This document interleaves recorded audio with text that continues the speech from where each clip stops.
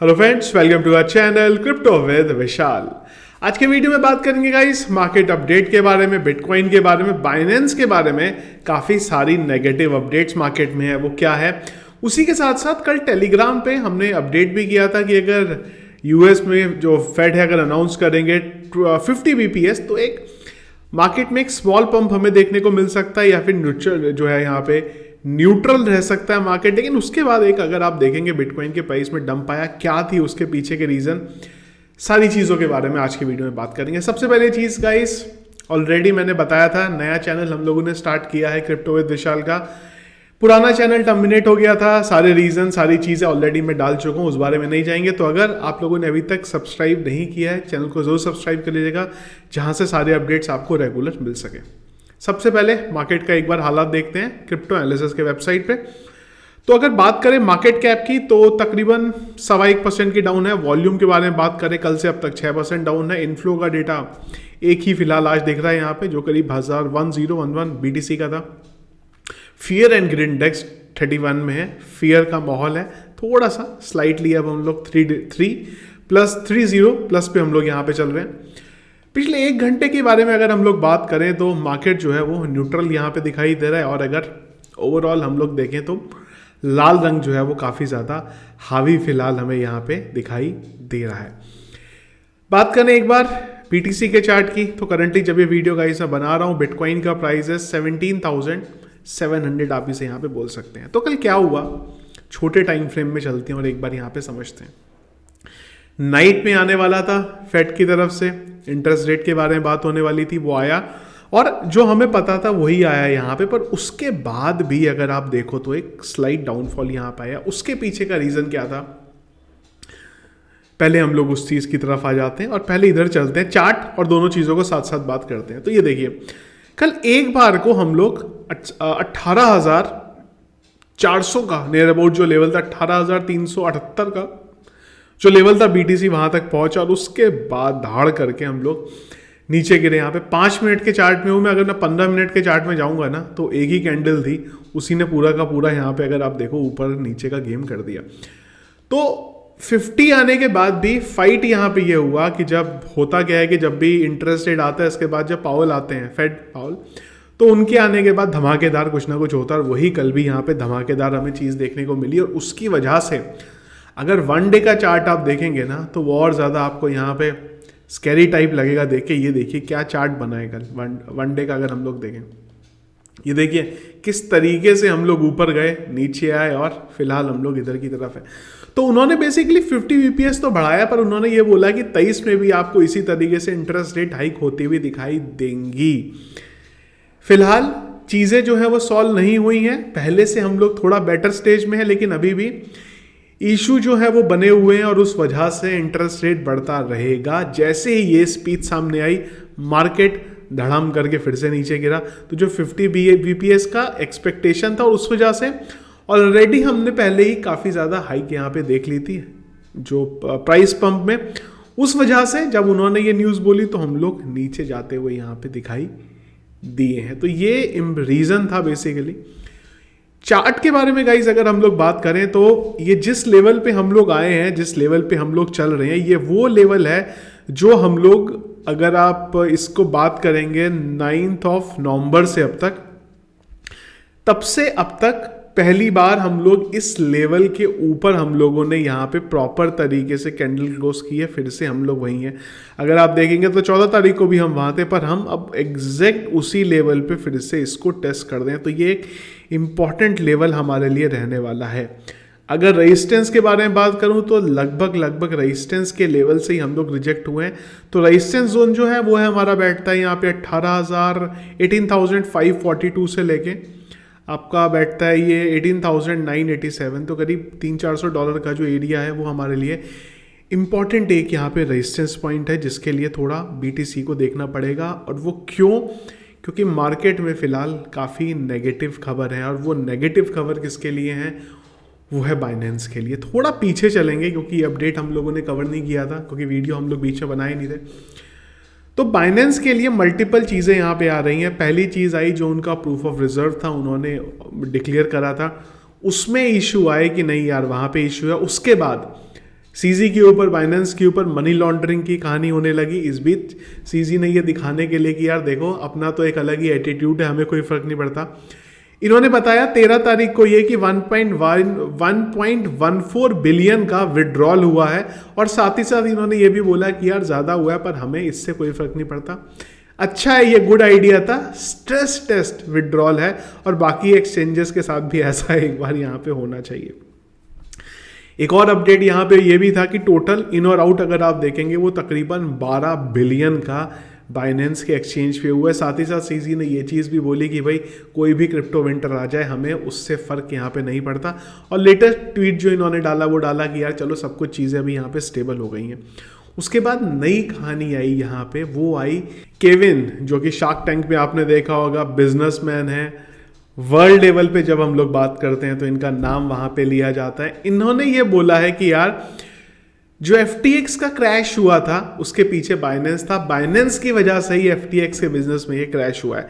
यहाँ पे इन्होंने एक चीज़ और भी बोली है कि भाई मेरे पास, ये मेरा ओपिनियन है, मेरे पास कोई भी ऐसे रिकॉर्ड यहाँ पे नहीं है। इसके साथ ही साथ कई इन्होंने चीज़ें भी बोली कि बाइनेंस और FTX की पार्टनरशिप थी, वहाँ बाइनेंस ने उनको स्टेक के लिए दिया था, कई सारी चीज़ें इन्होंने बोली। पर इन्होंने बोला यार प्रूफ कुछ नहीं है, पर मेरा मानना यही है कि FTX का जो क्रैश हुआ है वो कहीं ना कहीं बाइनेंस की वजह से हुआ है। यहाँ पे सीजी आए, वो ट्विटर पे लड़ रहे हैं, क्या ज़रूरत थी उनको लड़ने की, XYZ चीज़ें इन्होंने यहाँ पे बोली है।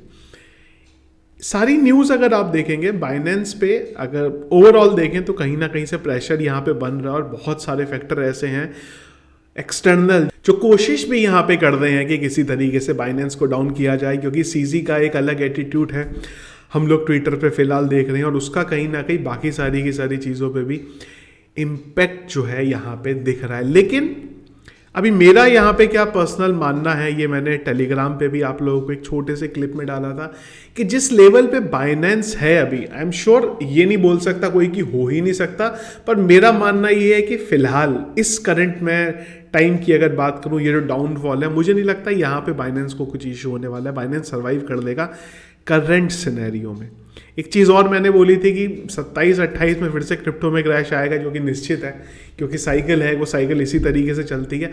वो टाइम पे हो सकता है कि बाइनेंस की वजह से वो क्रैश आए, कुछ ऐसा हो सकता है, पर अभी मुझे पर्सनली नहीं लगता कि बाइनेंस पे कुछ इशू होने वाला है। आप छोटा सा एग्जाम्पल यहाँ देख सकते हैं कि इतने इशू होने के बाद भी BNB का प्राइस डाउन हुआ, लेकिन ऐसा नहीं था कि BNB के प्राइस में हमें कोई बहुत बड़ा यहाँ पे लिटरली BNB क्रैश हो गया। अगर आप बाकियों से कंपेयर करेंगे तो उतना ज़्यादा बड़ा बाइनेंस BNB के प्राइस पे भी हमें डाउनफॉल देखने को नहीं मिला। अगर मैं 1 वीक के बारे में बात करूं तो आप ये इधर से 284 चल रहा था, वहाँ ये नीचे आया, यहाँ से ऊपर की तरफ गया, तो ये ओवरऑल जो साइकिल है उसी लेवल पे चल रहा है। इस बाइनेंस के अलावा अगर इतनी नेगेटिव अपडेट्स किसी और एक्सचेंज की आई होती तो उसकी कहानी लग गई होती यहाँ पे, और स्टेबल कॉइन की तो बिल्कुल ही वाट लग गई होती। दूसरी चीज़ अगर आप ध्यान दें, इन सब चीज़ों की वजह से मार्केट पे वो इम्पैक्ट नहीं पड़ रहा है, और मेरा मानना ये है कि मार्केट पे शायद इम्पैक्ट पड़ रहा है वो, पर उसको कहीं ना कहीं से मैन्युपुलेट कर लिया जा रहा है। वो जो भी कर रहा है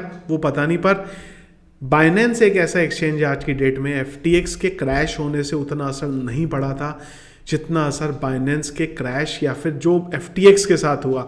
अगर ऐसा कुछ बाइनेंस के साथ होगा तो अभी करंट सिनेरियो में, ये नहीं मैं बोल रहा हूँ कि क्रिप्टो खत्म हो जाएगा, लेकिन फिलहाल के लिए हम लोग पीछे चले जाएंगे। यहाँ पे लिटरली बड़ा क्रैश क्रिप्टो के अंदर आएगा, और शायद हो सकता है कि BTC 4 डिजिट के अंदर वहाँ पे आ जाए। पर अगेन मेरा मानना है फिलहाल वो हमें होता हुआ यहाँ पे नहीं दिखेगा। बाइनेंस इस लेवल पे है, जो बाइनेंस की टीम बनी हुई है, चाहे मैं एलन मस्क के बारे में बात करूँ, वो इस लेवल पे है कि उसको वहाँ पे सॉर्ट जो है कर सकती है, जो पूरी सिनेरियो से मुझे यहाँ पे दिख रहा है। यहाँ पे सैम यहाँ पे अभी बात करेंगे, वो बोलेंगे, उसका बाइनेंस पे क्या बैकफायर होगा वो खैर हमें आने वाले टाइम में दिखाई देगा। लेकिन अगर आपने क्रिप्टो रखा है अपना, तो मैं फिर से रेकमेंड करूँगा हर बार की तरह वॉलेट में उसे डाल के रखें। किसी भी एक्सचेंज पे इस समय उसे ना रखें, कोई भी हो, इवन बाइनेंस भी हो, क्योंकि अगर कुछ नया फंड आया, बाइनेंस भी अगर कुछ थोड़ी देर के लिए भी उसने विड्रॉल रोक दिया, ज़्यादा वहाँ पे कुछ होने लग गया, तो एकदम से पैनिक माहौल वहाँ पे बन जाएगा। तो उससे बचने के लिए पहले ही अगर वॉलेट में आप क्रिप्टो डाल के रखते हैं तो थोड़ा सा बेटर आपके लिए यहाँ पे रहेगा। इसके अलावा एक और अपडेट यहाँ से निकल के आ रही थी और ये थी, थोड़ा सा ऊपर चलते हैं, आपको पहले तो मैं सब्जेक्ट दिखा दूं यहाँ पे। यूके की तरफ से कि फर्दर क्रिप्टो रेगुलेशन के बारे में बात हो रही है और 23 के अंदर हमें कुछ आता हुआ वहाँ पे दिखाई दे सकता है। और एक और चीज़ के बारे में बात हुई है कि जो FTX का इश्यू हुआ वो बिल्कुल ठीक है, पर उसके अलावा क्रिप्टो से एक और बड़े साइज में जो चीज़ है वो हो रही है यहाँ पे मनी लॉन्ड्रिंग। अगेन मुझे समझ में नहीं आता, क्रिप्टो के बारे में बात होती है हमेशा मनी लॉन्ड्रिंग के बारे में बात होती है। जब क्रिप्टो नहीं था क्या उससे पहले मनी लॉन्ड्रिंग नहीं हो रही थी क्या? उससे पहले जो टेररिस्ट एक्टिविटी होती थी वो दुनिया में नहीं होती थी? सब होती थी, पर अगर उसको ढंग से यूज़ करें हम लोग तो डेफिनेटली हमें फ़ायदा ही होगा। क्रिप्टो से नुकसान क्या है? मेरा पर्सनली अगेन ऐसा है कि यहाँ पे नहीं होगा हमारा। तो ये था गाइस अपडेट फिलहाल जो अभी मार्केट के अंदर यहाँ पे चल रहे हैं। BTC ये दोनों लेवल दोनों जगह क्रिटिकल लेवल पे है, जिस जगह पे है एग्जैक्ट वहीं पे सपोर्ट है और रेजिस्टेंस लेवल से तोड़ के यहाँ पे आया है। बाइनेंस के बारे में मैं ये यहाँ पे देख रहा हूँ कि कोई अगर हमें नेगेटिव अपडेट आने वाले टाइम में नहीं दिखता तो हम लोग यहाँ से थोड़ी रिकवरी जो है वो कर सकते हैं, क्योंकि बाइनेंस बार बार मैं ये बोल रहा हूँ कि अगर कुछ भी नेगेटिव न्यूज़ आई, इवन इम्प्लीमेंट मुझे नहीं लगता होगी, मतलब वो सही न्यूज़ नहीं होगी, पर अगर फड क्रिएट हुआ उस फड क्रिएट होने से मार्केट नीचे गिरता हुआ हमें आने वाले टाइम में दिख सकता है। तो उसके लिए कॉल जो है अपना ट्रेड अगर ले रहे हैं तो मेरा मानना है कि थोड़े प्रॉफिट लेके फिलहाल निकलें। अभी मार्केट उस तरीके से नहीं है कि आप ज़्यादा देर यहाँ पे रहें।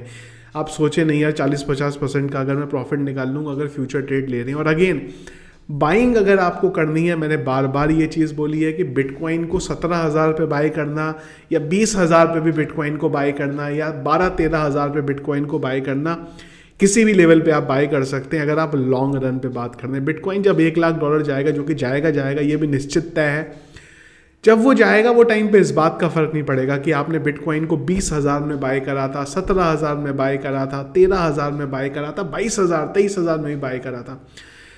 $2-4,000 का प्राइस इधर उधर होगा, पर जब ऑल टाइम हाई फिर से बनेगा तो वो टाइम पे इतना अच्छा प्रॉफिट हो रहा हो कि आपको याद भी नहीं रहेगा कि यार कम पे बाय करा था कि ज़्यादा पे बाय करा था, अगर लॉन्ग रन पे आप बाय करते हैं। और ये बात मैं आपसे सिर्फ अभी बात कर रहा हूँ बिटकॉइन के लिए, बाकी ऑल्ट कॉइन के लिए बाय नहीं कर रहा हूँ। वो बाय करने के लिए मेरा मानना है थोड़ा मार्केट को स्टेबल होने की ज़रूरत है।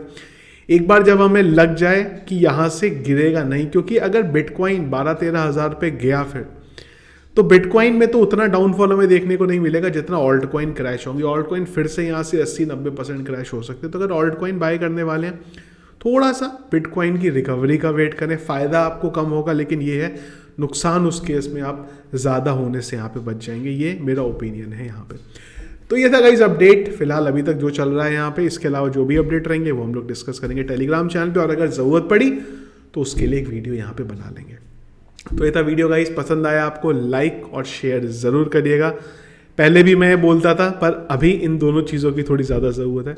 तो वीडियो पसंद आया इसको लाइक और शेयर जरूर कीजिएगा। चैनल में अगर आप नए हैं, फर्स्ट टाइम मेरा वीडियो देख रहे हैं, तो ज़रूर चैनल को सब्सक्राइब कर लीजिएगा। Thank you friends.